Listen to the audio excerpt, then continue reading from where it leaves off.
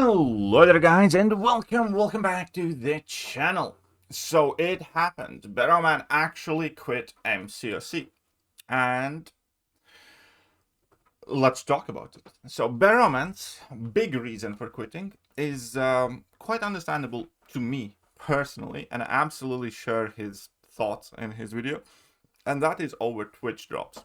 And I know a lot of people will not necessarily understand the impact it has to somebody who has a fairly sizable channel, but it really does screw over any content creator who does not have the Twitch drops enabled all the time fully.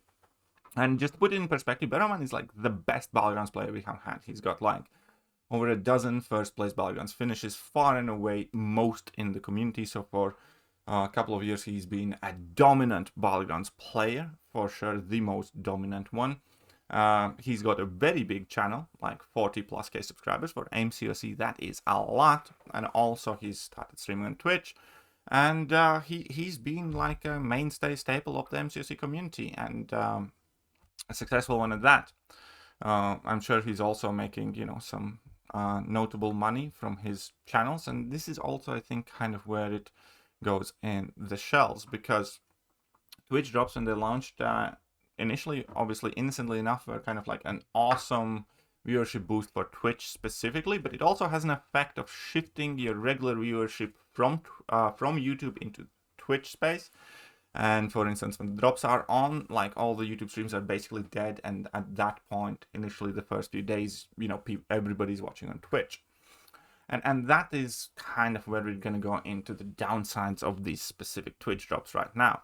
Because up until now, CCP players have gotten a ton of benefits, and that's fair enough. They're in that program, it's meant to be designed that way, but never before somebody else being in the CCP has actively and directly taken away viewership from you, and thus your potential to actually monetize the channel. Because CCP members do have access to early champions and making the guides and videos for that. And that is basically uncontested space just for CCP content creators, because everybody initially wants to find out how good these champions are. And they have early access to information, and they have, you know, access to testing content. That is good for them in content creation. That helps them make better content, better channels, and thus, you know, gain popularity and viewership. That is fine. I think that is a perfectly acceptable bargain for everybody. The second part is the existence of testing map, which for me personally as a content creator is very annoying. That for regular players, and it's not even for creating content type purposes, I just have nowhere where I can test champions properly anymore, because every new content released comes with 89 nodes, or is a part of some different game mode and different style where I can't freely pick a champion, select my opponent, and, you know, test how these fights would go. So I think Kabam's failing the community at large, not just content creators, without the testing map being available to the larger masses, because I think a lot of people would want to know how their champions actually match up and learn some of the fights, but that is a privilege allotted only to the CCP folk. So that I am a bit more kind of begrudged against, but not because I think I deserve special treatment, because I think a testing map should exist in the game for everybody to be able to learn the champions' mechanics and matchups, and otherwise it doesn't seem particularly fair when you have to know these fights but don't have an opportunity to practice them in any other game modes. Fine, testing map put aside, next came the creator codes, and creator codes was a bit more bitter because, again, obviously there is cash and money involved, and especially at the time when they launched, I was actually quite struggling with my finances for that bit.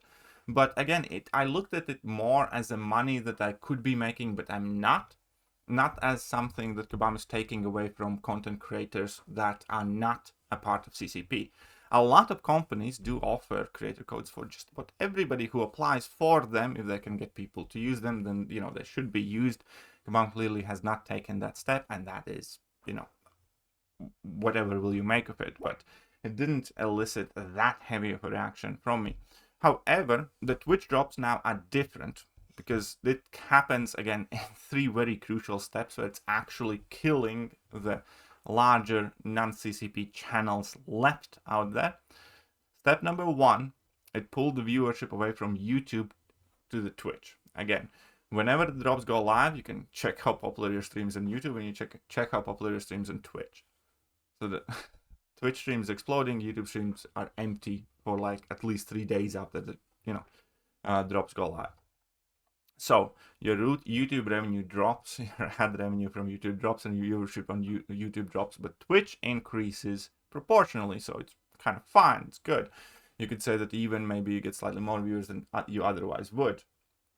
However, at a point where Kabam is directing traffic into the channels with and without drops, your viewership disappears. That's it. It's kind of pointless to stream if your channel does not have drops enabled and others do. So far, all the drops have been shared and it was fair. So people could choose whichever channels they want to watch and where they want to earn these drops. And so if you're streaming a lot more, you can, gain a fairly large audience for the stream. However, with the CCP exclusive drops, obviously that would go completely away.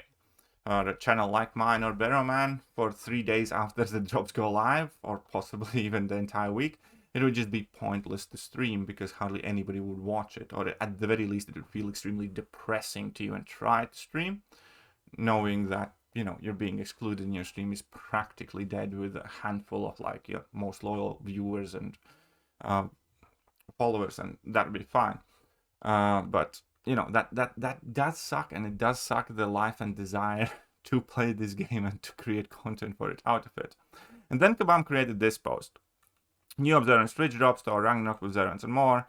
New Twitch drops rewards incoming, where they talk about observance, where you collect observance to exchange it for Thor Ragnarok, and they explain that, and all of that is fine. However, immediately following our live stream, we'll open our week 1 set of drops, which all milestones will be open to all content creators and streaming on Twitch and MCOC on Twitch. Fair enough.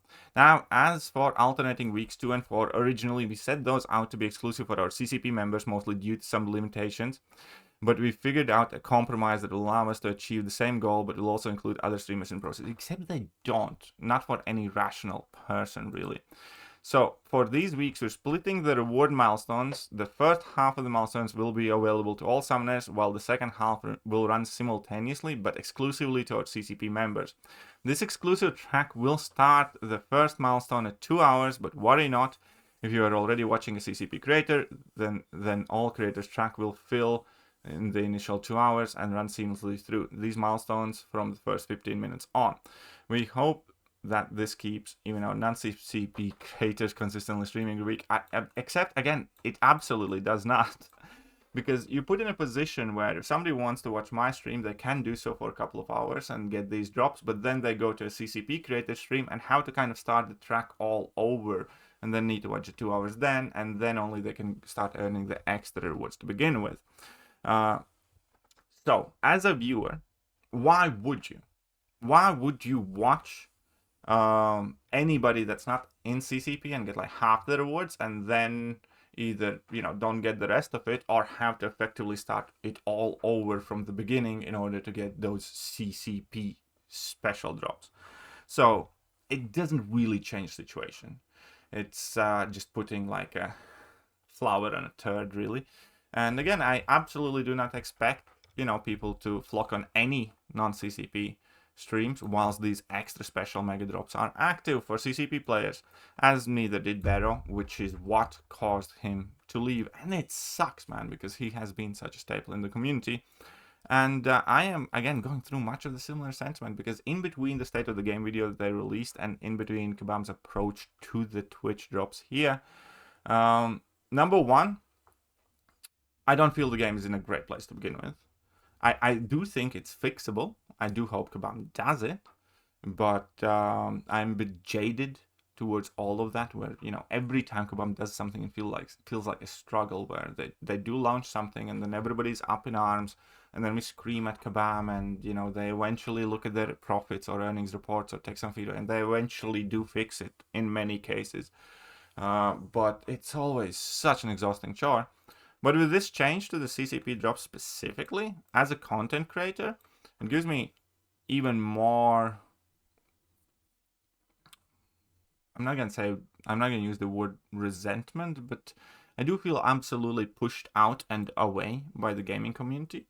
And this entire time, obviously, I have not been expecting any special treatment at all. I don't think I'm special or different in any way. I have, behaved whichever way I have behaved. I have said whatever I have said, and I am, just merely dealing with the consequences. And at this point, it does almost appear that one of those consequences right now is Kabam effectively actively pushing away all the content creation that is not CCP based. It might be high time I listen to them. It really might be. So for now, we're gonna right now publicly. I think this is gonna be like the second or third application that I do send in. I'm gonna do this publicly. I'm gonna see that my emails are listed, everything's listed there. That's fine. I have linked my YouTube, I have linked my Twitch. I'm gonna submit my application here with my username in the game. Where's the Thekiryu? Is somewhere there. There you go. And there you go. I have submitted content creation application form, I think number 3 over the last month. Kabam has not bothered to answer me on the first several ones. And if I'm completely frank and honest, I don't necessarily think that they would include me in these jobs. But even if they did, I think this is a very bad thing. Even if I was in CCP, I would still say that, all of those jobs should be open for all the content creation, because that is what they should kind of be encouraging. Because at this point, we are heading to a place where you are either in the CCP or actively trying to get in the CCP, or you shouldn't bother. And that obviously kind of creates a difficult place for honest content creation to exist. It really does. And obviously Kabam's a gaming company, and they are free to do as they want for as long as people do play and spend the money on it. That is fine.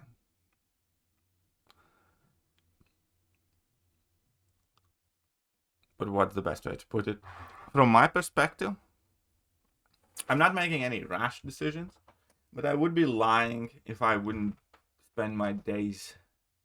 I would be lying if I told you that I'm not spending my days reevaluating my relationship with MCOC, what I want to do, what I don't want to do, in what capacity I want MCOC and content creation for MCOC to be in the future for me.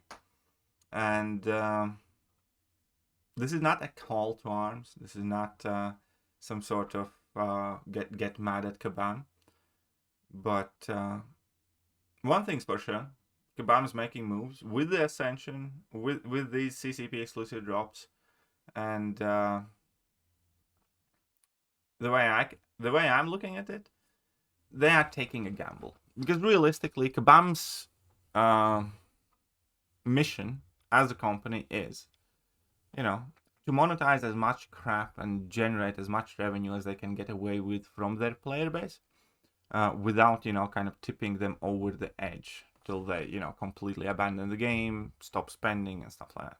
For me personally, they crossed that edge mark. They have priced me out. I have lost nearly all my interest to spend, significant amounts of money on the game, because they simply priced me out, really. And at this point, it feels like they're also kind of pushing me out from content creation space. And I'm sure Bero feels the same. And Bero just took his bags and went home. And I absolutely cannot say I blame him. And up until a while ago, where I did rely on MCOC as, majority of my income, I kind of felt tied to MCOC in many ways. But I knew that I can pivot, but content creation was kind of the thing that I did. Right now, MCOC is no longer my main source of income. That doesn't necessarily mean that I don't care for it or I want to lose it, but it does mean that my tolerance for bullshit from Kabam has decreased. And here we are. As I said, I'm not making any rash decisions myself. Let's see if Kabam responds this time. to the CCP application, even if it's with a rejection. But I did want to put it out there that, you know, I have applied. I have been ignored a handful of times already. I have reached out to specific Kabam employees as well, which, you know, both of them eventually just ghosted me, even though they have had conversations with me in past and started to have a conversation about it now as well. So, if things stay here as is, and we do get some sort of specific answer from Kabam and their view of me, let's say, or the CCP drops, that'd be kind of helpful to decide what's next. But as of right now, still gonna make some videos. I'm still gonna see what I can do. Maybe even afterwards, and just, you know, stop streaming or barely stream and just create some content that I want to create on you know, my own terms, and take it more as a pastime, part-time pastime, if you will. But this situation is extremely frustrating, and I absolutely understand why Barrow left. Because I'm teetering on similar decision. So let me know what you guys think, and I'll catch you guys soon. Bye-bye. Hello there, guys, and welcome back to the channel. So we have all the information about the next one.